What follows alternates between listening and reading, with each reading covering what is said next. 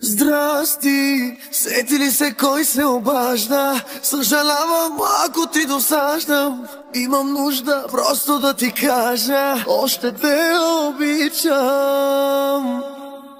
Извинете, тук звъня съм неведнъж. Не очаквах този път да вдигне мъж. Ако ти си новия в сърцето и като брат ми го казвам, не пускай ръката й. Обича я как